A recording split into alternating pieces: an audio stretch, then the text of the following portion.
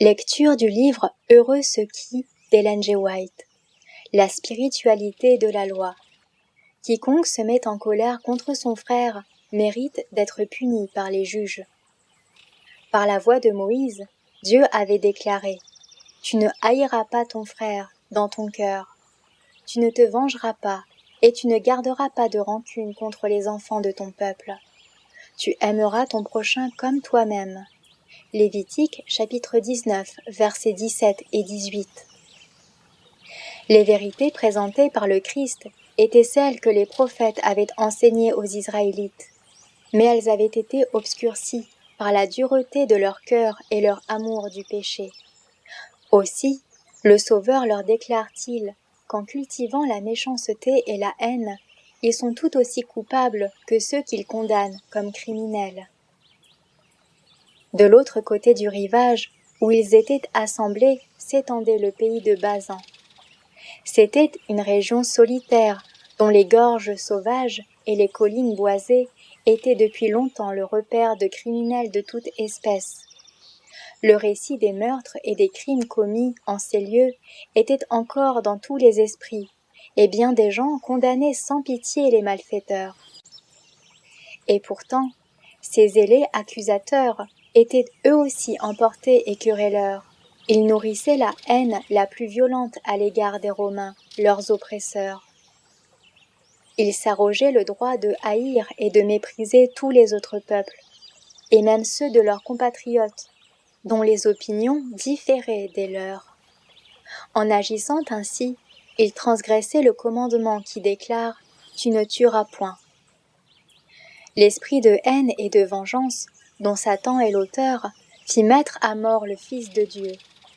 Quiconque ouvre son cœur à la rancune et à la malveillance y accueille un esprit dont les fruits sont mortels. Le mal y est renfermé, comme la plante l'est dans la semence. Quiconque hait son frère est un meurtrier, et vous savez qu'aucun meurtrier n'a la vie éternelle demeurant en lui. 1 Jean chapitre 3 verset 15. Celui qui dira à son frère « Raka, stupide », mérite d'être puni par le Sanhédrin.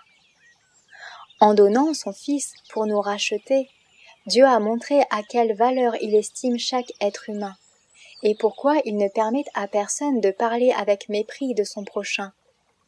Nous pouvons remarquer les fautes et les faiblesses de ceux qui nous entourent, mais Dieu déclare que tout être lui appartient. D'abord parce qu'il en est le Créateur, puis doublement parce qu'il l'a racheté par le sang précieux de Jésus-Christ. Les hommes les plus déchus doivent être traités avec tendresse et respect. Dieu nous demandera compte de la moindre parole de mépris prononcée à l'égard d'un être pour lequel le Christ a donné sa vie. Qui est-ce qui te distingue? Qu'as-tu que tu n'aies reçu? Et si tu l'as reçu, pourquoi te glorifies-tu, comme si tu ne l'avais pas reçu? 1 Corinthiens chapitre 4 verset 7. Qui es-tu, toi qui juges un serviteur d'autrui? S'il se tient debout ou s'il tombe, cela regarde son maître. Romains chapitre 14 verset 4. Celui qui dira à son frère « insensé » mérite d'être puni par le feu de la géhenne. Dans l'Ancien Testament, le mot « insensé » est employé pour désigner un apostat ou celui qui s'adonne au mal. Jésus déclare que quiconque accuse son frère d'apostasie ou de mépris envers Dieu mérite aussi la même condamnation. Lorsque le Christ lui-même disputait à Satan le corps de Moïse, il n'osa porter contre lui un jugement injurieux. Jude chapitre 1 verset 9. S'il s'était laissé entraîner à accuser, il se serait placé sur le terrain du diable, car l'accusation est l'arme du malin. C'est lui que les saintes Écritures appellent l'accusateur des frères. Jésus refusa d'employer les armes de Satan. Il lui adressa ces paroles « Que le Seigneur te réprime » Jude chapitre 1 verset 9. Son exemple doit être le nôtre.